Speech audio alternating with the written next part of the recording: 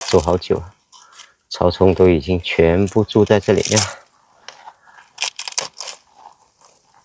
哎，草丛是天生在这个蜂桶里面的，它是蜜蜂走了以后，它才发育起来。这是我的一个月亮蜂桶，看着也不行啊。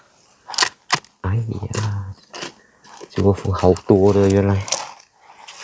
天哪，这下小鸟要发财了，都是草丛。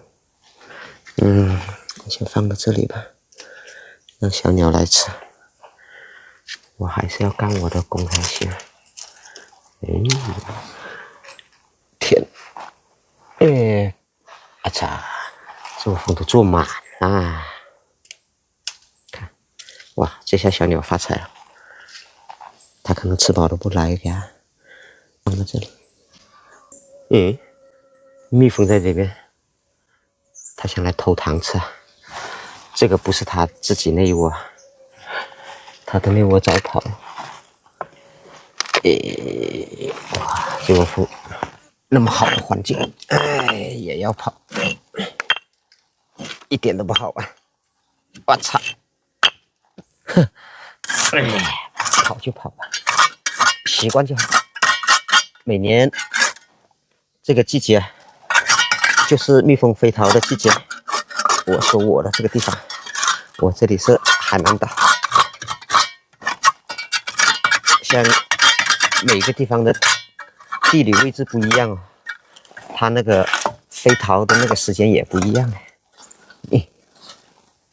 哎呀，这个什么都有了，又有蜜蜂，又有蜂巢，又有草丛。这个是个糖蚂蚁，草丛，蚂蚁，这个算是一个诱蜂的地方。蜜蜂哦，按我自己观察那么多年了，我觉得它们还是喜欢木香的。我这个水泥矿的这个月亮哦，它并不是很喜欢，也可以，但是它并不是最喜欢。我说的是，像这里哦，如果一个是这个，一个是那个木桶的，要是有蜜蜂来寻窝，它肯定是进那个木桶的几率大。当然，现在像这个已经是老蜂巢了，老蜂桶，它们也喜欢。